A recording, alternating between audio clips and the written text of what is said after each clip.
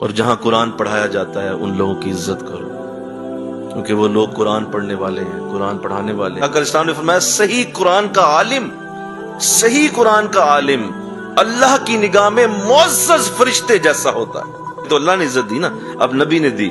جو صحیح قرآن کا عالم ہے اس کے ساتھ ہاتھ ملانا ایسے ہے جیسے مجھ محمد عربی سے ہاتھ ملایا صلی اللہ علیہ وسلم۔ یہ قرآن پڑھنے والے یہ تمہارے علاقے کے لیے اللہ کی رحمتوں کا سبب ہوتے ہیں۔ تمہارے گھروں میں کیا چلتا ہے؟ ٹی وی ڈرامے، گندی گالیاں، اور کیا کرتے ہیں؟ غیبتیں، چغلیاں۔ عورتیں کیا کرتی ہیں؟ مدارس ہیں جہاں اللہ کا کرم اترتا ہے، جہاں ہر وقت قرآن کی آوازیں اٹھتی ہیں۔ اور میں جب قرآن کو پڑھنے والا گھر سے نکلتا ہے تو اللہ کی رحمت کے فرشتے اس کے قدموں کے نیچے اپنے پروں کو بچھاتے ہیں۔ علی رضی اللہ تعالیٰ عنہ سے یہ حدیث روایت ہے، آپ ارشاد فرماتے ہیں میں نے حضور سے سنا ان قریب ایک فتنہ رونما ہوگا، میری امت میں ایک فتنہ آئے گا۔ تو حضرت علی رضی اللہ تعالیٰ عنہ نے پوچھا، فرمایا حضور ہم اس فتنے سے کیسے بچیں گے؟ ارشاد فرمایا کتاب اللہ، اللہ کی کتاب کے ساتھ یہ کتاب تمہیں ان خطروں سے بچائے گی جو ہر دور میں اترتے رہیں گے۔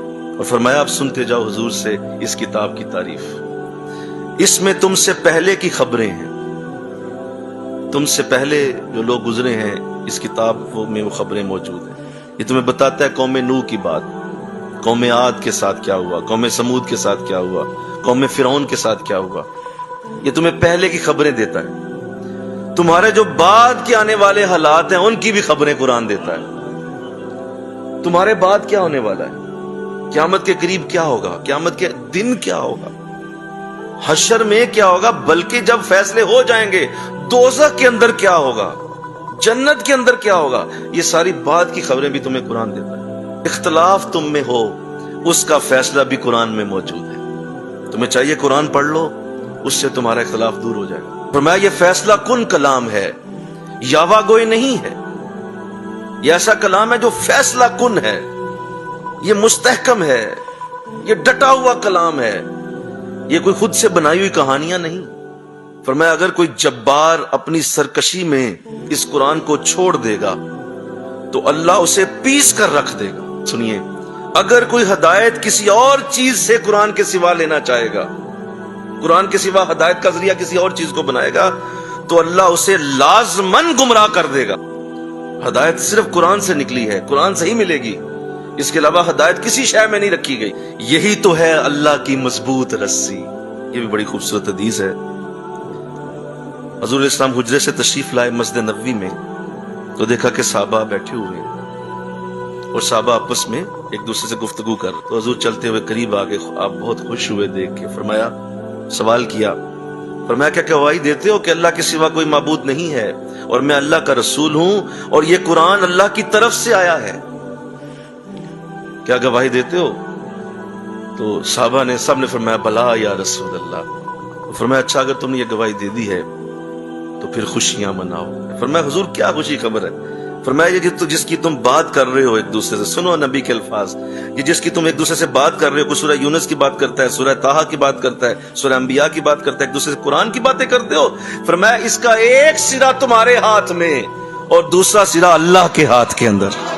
کیا اعلیٰ کتاب ہے، کیا اعلیٰ کلام ہے۔ اور فرمایا یہ حکمت والا ذکر ہے، اس میں اندر اللہ نے حکمت بیان کی ہے، ذکر ہے یہ۔ اور فرمایا یہی صراط مستقیم ہے۔